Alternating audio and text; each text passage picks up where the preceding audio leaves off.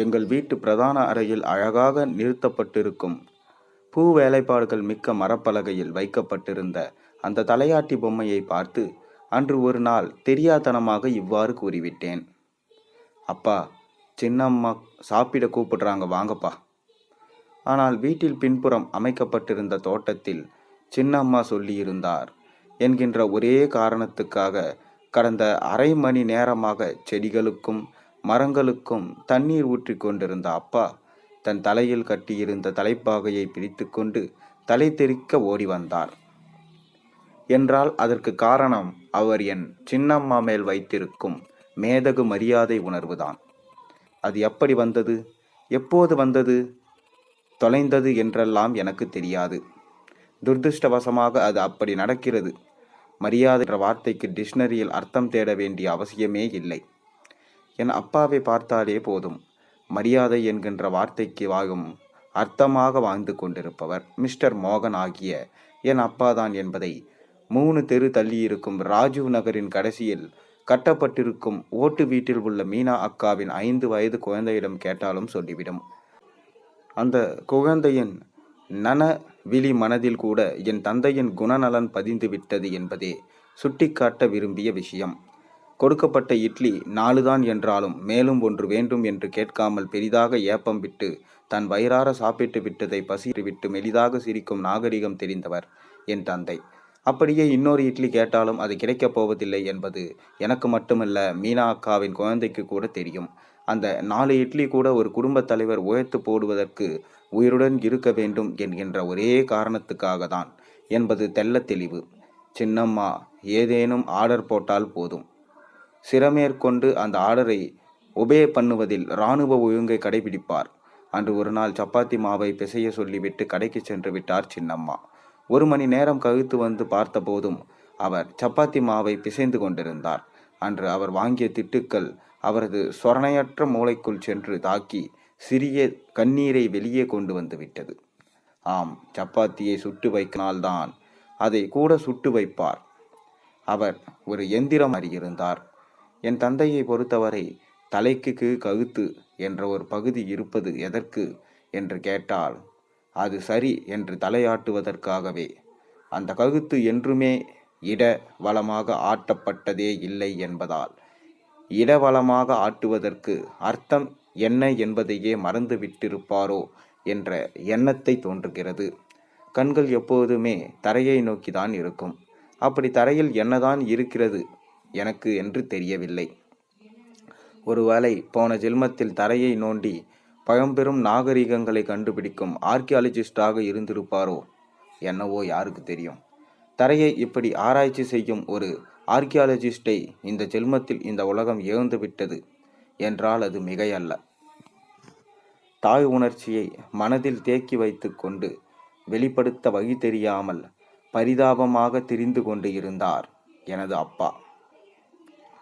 என் தந்தைக்கு தன்னை போன்று அல்லது தன்னை விட சமுதாயத்தில் வெட்கி திரியும் அல்லது துன்பப்படும் ஜீவன்களை பற்றி தெரிந்து கொள்வதில் ஆர்வம் உண்டு. அதில் அவருக்கு ஒருவித அமைதியும் கிடைக்கும். தன்னை போன்று துன்பப்படுபவர்களை காண நேர்ந்தால் வாழ்க்கை தனக்கு மட்டுமல்ல பலருக்கு அவ்வாறுதான் உள்ளது என்பதை அவர் உணர்ந்து அவரது மனம் அமைதி அடையும். இங்கு மட்டுமல்ல, தீ ஊரெங்கும் எரிந்து கொண்டுதான் இருக்கிறது. தான் மட்டும் தீயிற்கு பலியாகி கொண்டிருக்கவில்லை, ஊரே தீயினால் வெந்து கொண்டிருக்கிறது என்பதில் நிம்மதியடையும் அவரது மனம் தன்னிச்சையாக உடலை ஆக்கிரமித்து தனக்கு தகுந்தாற்போல் சூழ்நிலையை மாற்றிக்கொள்ளும். ஒவ்வொரு மனிதனும் குறிப்பிட்ட விஷயத்திற்கு அடிமையாவது இப்படிதான்.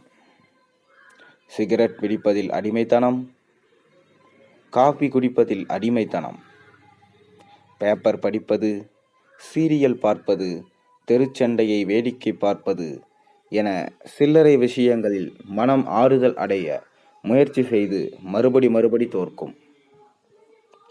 மிஸ்டர் மோகனுக்கு இந்த சமுதாயம், அதாவது 99% சின்னம்மா அனுமதித்தவரை அதிகாலையில் பேப்பர் படிப்பதற்கு மட்டுமே அனுமதி வழங்கப்பட்டிருக்கிறது.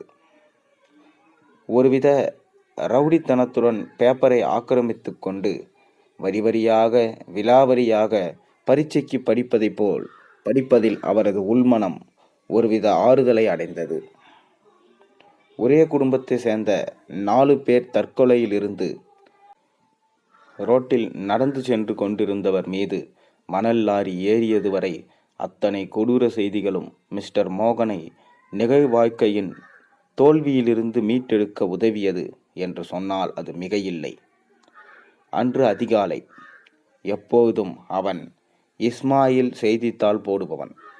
இதயம் வெடவெடுப்பது மிஸ்டர் மோகனுக்காக மட்டும்தான். அது ஒருவேளை பரிதாப உணர்வாக இருக்கலாம். ஒரு ஜீவன் 16 வயதிலேயே மயிலை போல அதிகால வேளையில் செய்தித்தாளுக்காக காத்து கொண்டிருக்கிறது என்பதை நினைக்கும்போது நெஞ்சு படபடக்க ஆரம்பித்துவிடும் அவனுக்கு. முதலில் யாருக்கு செய்தித்தாள் போட வேண்டும் என்று அவனை அரை தூக்கத்தில் எழுப்பி கேட்டால் கூட தெள்ளத் தெளிவாக மிஸ்டர் மோகனின் பெயரை மரியாதையாக கூறுவான். செய்தித்தாளை கையில் வாங்கி மரியாதையாக நன்றி தெரிவிக்கும் பண்புமிக்க மனிதரை இந்த உலகம் இதற்கு முன்னும் இதற்கு பின்னும் காணப்போவதில்லை என்று தனக்குத்தானே பலமுறை அவன் கூறிக்கொண்டதுண்டு. அன்று கடவுள் செய்த சதியோ இயற்கை செய்த சதியோ தெரியவில்லை. இஸ்மாயிலுக்கு வயிற்றை கலக்கி கொண்டு வர கடைசி நிமிட தேர்வு நிமிடங்களைப் போல, கடைசி ஓவர் கிரிக்கெட் விளையாட்டைப் போல காலை கடனை முடித்து கொண்டு விட்டு வர 3 நிமிடங்கள் அதிகமாகிவிட்டன. கால நேரத்தை கணக்கிட்டு புயலின் வேகத்திற்கு சவால் விடும் விதத்தில் இஸ்மாயில் அரசு வழங்கிய தனது இலவச சைக்கிளில் வெறித்தனமாக பாய்ந்து வர, அங்கே மிஸ்டர் மோகன் முகத்தில் கடுமையை வரவைத்து கொண்டு நின்று கொண்டிருந்தார். பொதுவாக அரசு வழங்கிய எந்த இலவச சைக்கிள்களிலும் ஒரு வார பயன்பாட்டிற்கு பிறகு பிரேக் என்கின்ற பகுதி தனது செயல்பாட்டை முடித்து கொண்டு விட்டிருக்கும். இஸ்மாயிலின் சைக்கிளோ வருடம் ஒன்றை கடந்து புரட்சி செய்து கொண்டிருக்கிறது. ஒவ்வொரு சைக்கிளிலும் வழியில் செல்வோரை எச்சரிக்கும் மணி என்ற அமைப்பு ஏற்படுத்தப்பட்டிருக்கும். அதே போன்றதொரு அமைப்பு இஸ்மாயிலின் சைக்கிளிலும் இருந்தது. ஆனால் அதை உபயோகப்படுத்த வேண்டிய அவசியமே அவனுக்கு ஏற்படவில்லை. அந்த மணி ஒலி எழுப்புதல் என்னும் செயலை தானாகவே செய்ய ஆரம்பித்துவிடும். சைக்கிளினது ஓடிக்கொண்டிருக்கும் போதே அந்த மணி தன்னைத்தானே இயக்கிக் கொள்ளும். கினி கினி கினி என இஸ்மாயிலின் வருகையை அந்த ஊர் முழுவதும் சொல்லாமல் சொல்லி செல்லும் அந்த ஒலி எப்போதும் மிஸ்டர் மோகனுக்கு தேவகானமாக தான் இருந்தது. ஆனால் இப்பொழுதோ இந்த உலகம் கண்டிராத மிஸ்டர் மோகனின் கோபத்தை அந்த சப்தம் வெளிக்கொணர்ந்து விட்டது. அவரது முகம் கடுமையாக இருந்ததை 100 அடி தூரத்திலேயே உணர்ந்து கொண்டான் இஸ்மாயில். பீரங்கி வண்டி முன் தைரியமாக நின்று சண்டை போடும் தீர்க்கமிக்க இராணுவ வீரனுக்கும் இஸ்மாயிலின் சைக்கிள் முன் நிற்க தைரியம் வராது என்பது திண்ணமானாலும் மிஸ்டர் மோகன் அன்று நடுப்பாதையை மறைத்து கொண்டு நின்றிருந்தார். சைக்கிள் ஓடிக்கொண்டிருக்கும் போதே அதிலிருந்து தாவி குதித்து சைக்கிளின் வேகத்திலேயே ஓடி அதன் வேகத்தை குறைக்கும் புதிய கண்டுபிடிப்பை கற்று வைத்திருந்த இஸ்மாயில் 10 அடிக்கு முன்னேயே மேனுவாலாக பிரேக் போடும் செயலை நிறைவேற்றியிருந்தான்.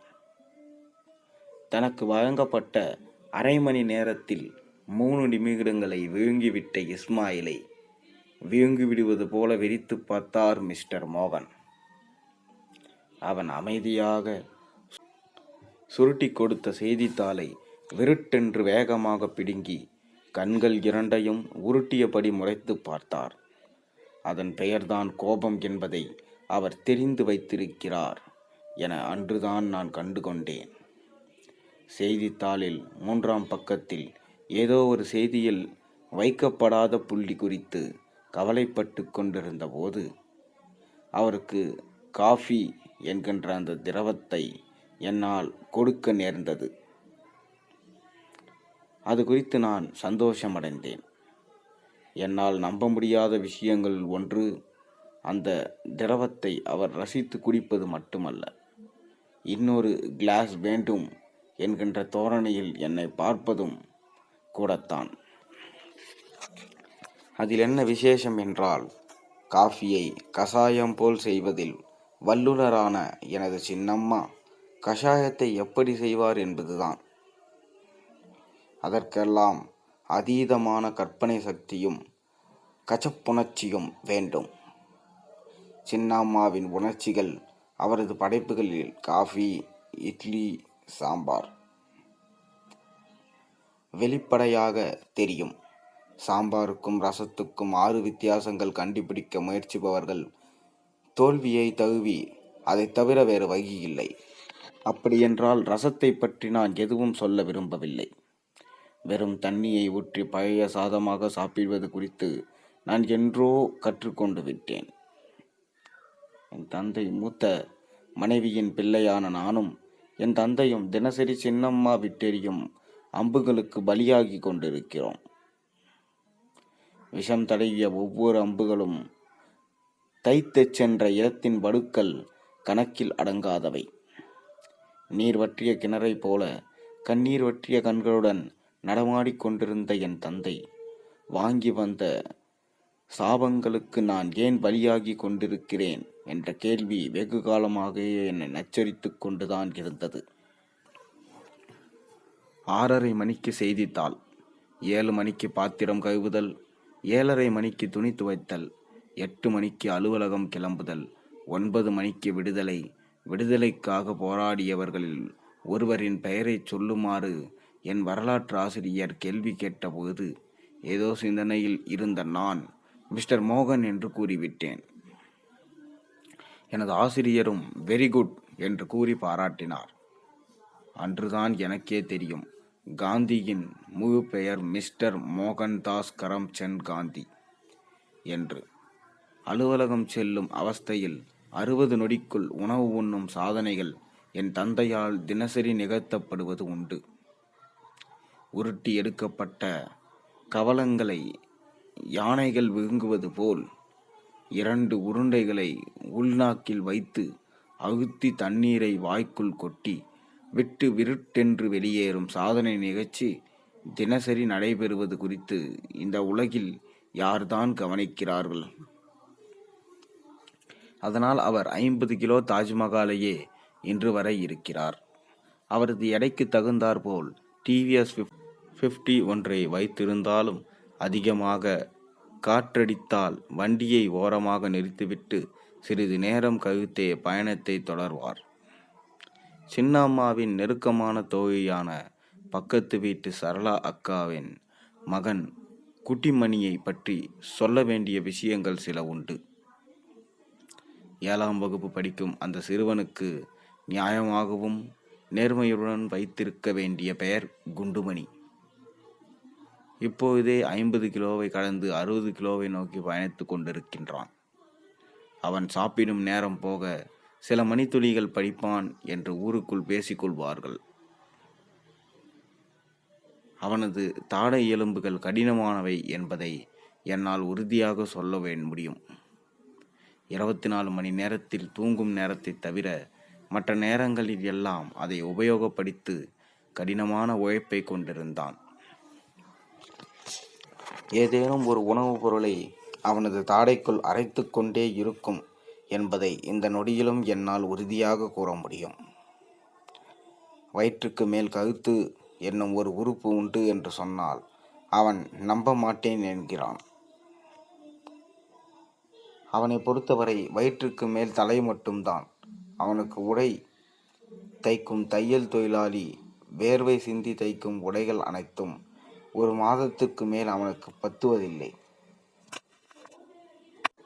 அவன் நாளொரு மேனியும் பொழுதொரு வண்ணமுமாக வளர்ந்து வந்தான் என்று சொன்னால் அப்படியே அதை நம்பலாம். விஷயம் என்னவென்றால், குட்டிமணியின் தாய் சரளா என் சின்னம்மாவின் நெருங்கிய தோழி என்பதால் குட்டிமணியை பள்ளிக்கு அழைத்து செல்லும் பொறுப்பு என் தந்தையின் தலையில் வந்து வீழ்ந்தது. சின்னம்மாவினால் அந்த கட்டளையை பிறப்பிக்கப்பட்ட போது மிஸ்டர் மோகன் கண்கலங்கி போனதை நான் கவனித்தேன். அரசியல்வாதிகளைப் போல் அல்லாமல் அவர் நிஜமாகவே நெஞ்சை பிடித்து கொண்டு சிறிது நேரம் உட்கார்ந்து விட்டார். இருப்பினும் உத்தரவு பிறப்பிக்கப்பட்டு விட்டது.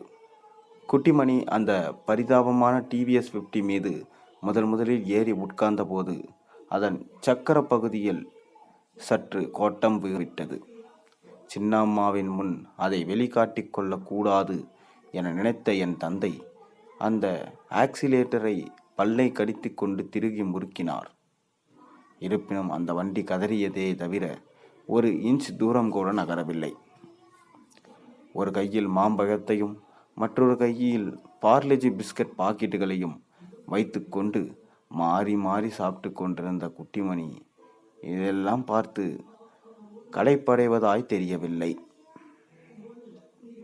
கண்கள் கலங்கி போன மிஸ்டர் மோகன் கால்கள் நடுங்க, கண்கள் கலங்க, கைகள் வெடவெடக்க அந்த டிவிஎஸ் 50யை ஒரு ரிக்ஷாவாக நினைத்து தள்ளி கொண்டு சென்றார் மெக்கானிக் ஷாப்பை நோக்கி. உடலில் இவ்வளவுதான் வேர்வை வடிய வேண்டும் என்கின்ற வரையறையை தாண்டி கண்ணா பின்னாவென வேர்த்து ஒழுகிய உடம்புடன் நடந்து வந்த மிஸ்டர் மோகனை பார்த்து பரிதாபப்பட்ட மெக்கானிக் கடையின் முருகன் ஓடிச் சென்று என் தந்தையை கைத்தாங்கலாக பிடித்து அழைத்து சென்று உட்கார வைத்தான். வண்டியின் கோட்டம் விழுந்த சக்கரத்தை பழுது பார்க்கும் வரை அருகில் இருக்கும் இரும்பு சட்டத்தின் மீது உட்காரும்படி மேன்மை தாங்கிய குண்டிமணியின் வேண்டுகோள் விடுவிக்கப்பட்டது. அவனோ மாம்பழத்தை தோளுடன் சாப்பிட்டு முடித்துவிட்டு பெரிய மனது பண்ணி அந்த கொட்டையை கீழே போட்டுவிட்டு பார்லஜியை கபலீகரம் செய்ய ஆரம்பித்தான். டிவிஎஸ் 50யின் புல்லிங் கெப்பாசிட்டியை அதிகரித்து கொடுத்த முருகன் எதற்கும் ஜாக்கிரதையாக இருங்கள் என பரிதாபமாக சொல்லி அனுப்பினார். நியாயமாக 50இல் போக வேண்டிய வண்டி 15, 16, 17 திரும்பவும் 15 என வேகமுள் துடிக்க நிதானமாய் பயணித்து அந்த மூட்டையை பள்ளியில் இறக்கிவிட்டு காற்றாடியைப் போல் அலுவலகம் சென்றார்.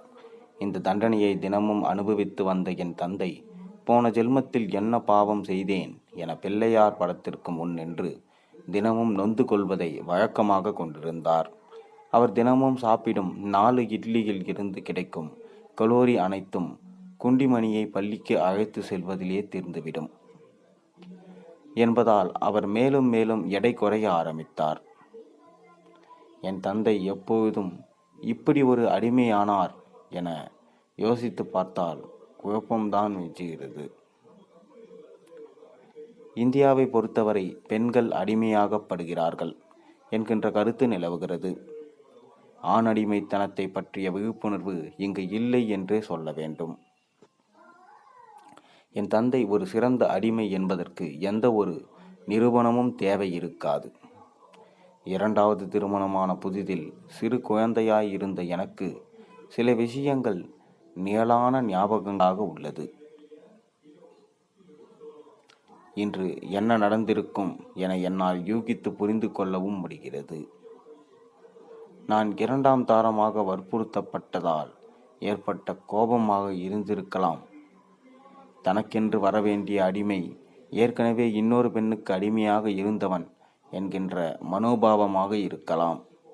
எப்போதும் பெண்களுக்கு தன்னுடைய அடிமை கன்னித்தன்மையுடன் இருக்க வேண்டும் என்பதில் ஆர்வம் உண்டோ என்னவோ. ஒருவேளை நான் பிறந்திருக்காமல் இருந்திருந்தால் கூட சின்னம்மா என் தந்தையை மன்னித்திருக்கலாம். நான் என்றுமே அவரது ஆழ்மனதில் ஒரு முள்ளாகவே தைத்து கொண்டிருக்கின்றேன். கண்ணில் நிரந்தரமாக விழுந்து தூசியைப் போல் நான் அவரை உறுத்தி கொண்டே இருந்திருக்கிறேன். இதையெல்லாம் விட என் தந்தையால் இன்னொரு முறை தந்தையாக முடியவில்லை.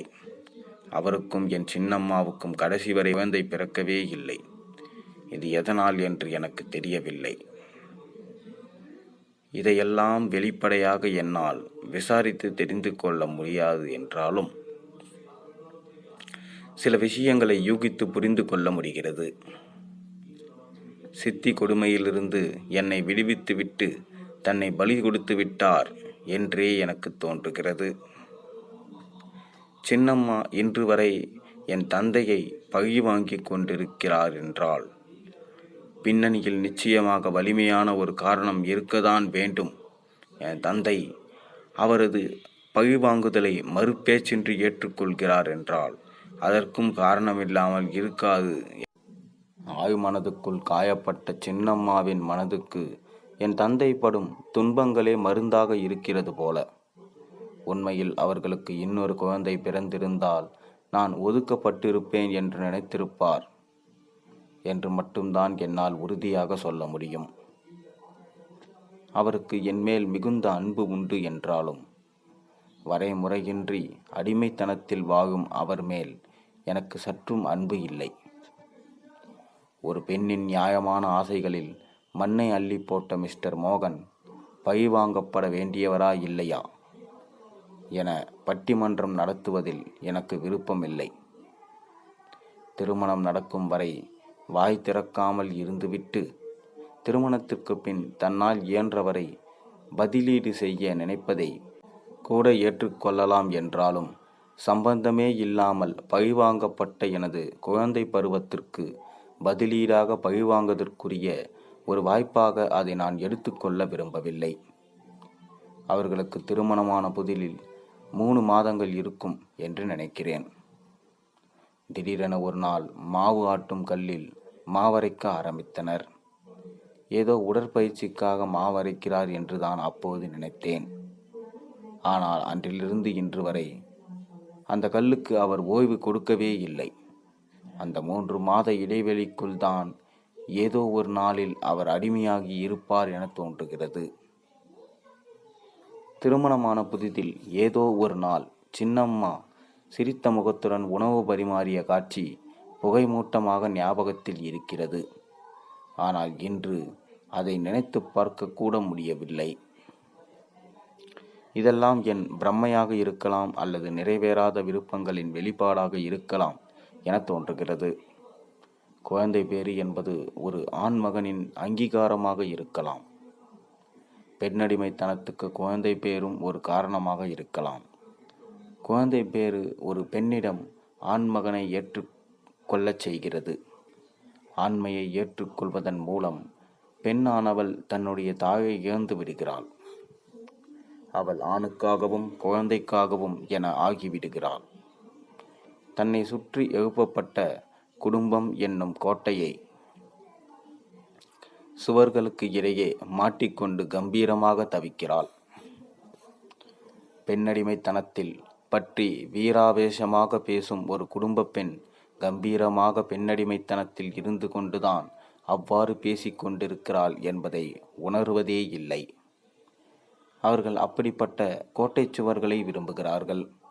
குடும்பம் என்னும் கோட்டை சுவரையே ஒரு பெண் தனது பாதுகாப்பு அரணாக நினைத்து அதற்குள் விரும்பியே நுழைகிறாள். அதற்குள் இருந்து கொண்டே அடிமைத்தனத்தையும் எதிர்க்கிறாள். இது நடக்கவே போவதில்லை. முன்கதவு வழியாக சுதந்திரத்தையும் பின்கதவு வழியாக அடிமைத்தனத்தையும் விரும்பும் முரண்பட்ட பெண்ணால் எந்த மாற்றமும் நிகழப்போவதே இல்லை. என் சின்னம்மாவை பொறுத்தவரை அவருக்கு குடும்பம் என்கின்ற அமைப்பு முழுமை பெறவில்லை. அதனால் அவர் அடிமையாகவில்லை. அடிமையானவர் என் தந்தைதான். அவர் குடும்பம் என்னும் கோட்டையை எழுப்ப தவறிவிட்டார். அக்கோட்டைக்கு சிறைப்பட தயாராய் காத்து கொண்டிருந்த சின்னம்மாவை ஏமாற்றிவிட்டார். ஏமாற்றுக்காரர் என்ற பட்டத்துடன் ஒரு அடிமையைப் போல சின்னம்மாவின் காலடியில் விழுந்து கிடக்கிறார் அவர். இன்று மட்டுமல்ல, என்றுமே அவர் அடிமையாகத்தான் இருக்கப் போகிறார். ஒரு பெண் விரும்பிய அடிமைத்தனத்தை கொடுக்க முடியாத ஒரு ஆண் அந்த பெண்ணிடம் அடிமையாவதை தவிர வேறு வழியே இல்லை. இந்த கதையிலிருந்து நீங்கள் என்ன தெரிஞ்சுக்கினீங்க? மறக்காமல் கீழே கமெண்ட்டில் சொல்லுங்கள். மேலும் இந்த கதை உங்களுக்கு பிடிச்சிருந்தால் மறக்காமல் சேனலுக்கு சப்ஸ்கிரைப் பண்ண, லைக் பண்ணுங்கள், பெல் ஐகானை ப்ரெஸ் பண்ணுங்கள். அப்போ தான் நான் போகிற வீடியோஸ் எல்லாம் உங்களுக்கு நோட்டிஃபிகேஷனாக வந்து சேரும். நாளை ஒரு நல்ல அருமையான கதையோடு உங்களை சந்திக்கின்றேன். அதுவரை உங்களிடம் விடைபெறுகிறேன். நன்றி, வணக்கம்.